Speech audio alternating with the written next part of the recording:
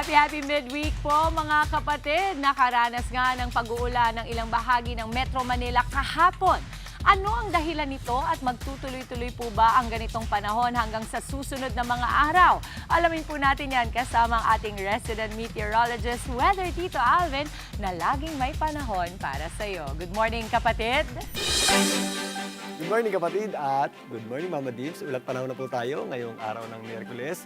May mga pag-ulan nga tayo dito sa Metro Manila. Itong mga nakarang araw, nadulot ng ating tinatawag na easterlies. Pero sa ngayon, bumababa na po muli yung ating easterlies at lumalakas na muli yung ating amihan o northeast monsoon na kung saan nakaka-apekto na po ito sa malaking bahagi ng Luzon. Na kung saan yan din po ang posibleng magpababa muli ng ating temperatura. Samantalang ito namang easterlies ay nagpapaulan po sa ilang bahagi naman ng Visayas at ilang areas ng Mindanao. Dahil nga sa ating easterlies, mas mataas po yung ating tsansa ng pagulan at meron tayong mga posibleng thunderstorms sa ilang bahagi ng Mindanao, particularly sa rehiyon ng Caraga, Davao Region at ilang bahagi ng Sorsogon, maging dito sa ilang bahagi ng Northern Mindanao. Mga isolated o localized na pagulan naman ang ating aasahan sa natitirang bahagi ng Mindanao. Dito naman sa Visayas, sumisilip naman at nagpapakita po ang ating araw, pero possible po yung ating mga thunderstorms tuwing hapon at gabi, dulot pa rin po yan ng ating tinatawag na easterly. Samantalang sa Luzon, umaabot naman or nag-extend yung ating epekto ng amihan na posibleng magdulot ng mga pagulan dito po sa ilang bahagi ng Bicol Region, particularly sa Camarines Norte,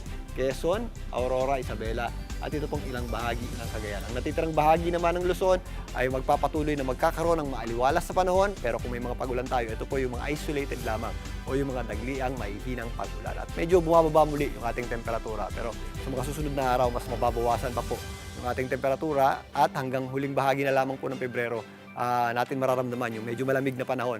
Pagpasok po ng buwan ng Marso, unti-unti na po natin mararamdaman ang unti-unti ring pag-init ng ating temperatura. Dito nga sa Metro Manila, mas mabawasan po yung ating mga pagulan na dulot ng ating easterlies dahil amihan na po ang nakaka-apekto sa atin. Magiging maganda po ang sikat ng araw sa umaga hanggang tanghali. Pagsapit ng hapon, bahagya po tayo nagiging maulap ang panahon at kung minsan meron tayong mga dagliang may hinang pagulan. Pero kahapon nga, meron tayong mga pagulan na kung saan nakikita rin natin yung araw o meron tayong mga pagulan na sumisilip po yung ating araw.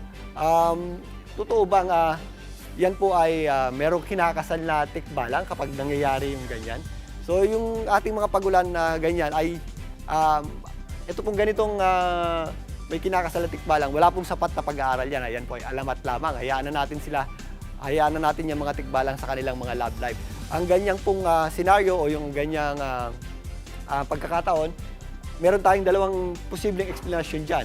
Unang-una, ito po yung ating mga tinatawag na isolated o localized na pagulan. Ibig sabihin, kung saan nakatapat yung ating mga kaulapan, doon natin nararanasan yung mga pagulan. Pag ganyan po ang pagkakataon, nakikita natin yung boundary o hangganan ng ulan at ng ating araw. Ang isa pa nating explanation dyan ay yung ating uri ng mga kaulapan na pinanggagalingan ng ating mga pagulan. Minsan, yung ating mga pagulan ay nanggagaling sa mga stratified clouds o yung ating mga streaks o yung maninipis na kaulapan.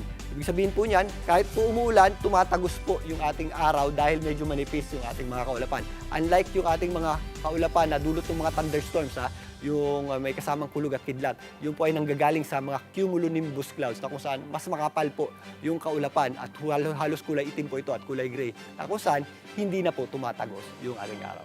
So yung ating mga pagulan na ganyan, kaya nakikita natin yung ating araw, ay dahil po sa mga stratified clouds or sa ating mga localized or isolated na mga pagulan. Wala pong kinakasal na kapre o kahit tikbala.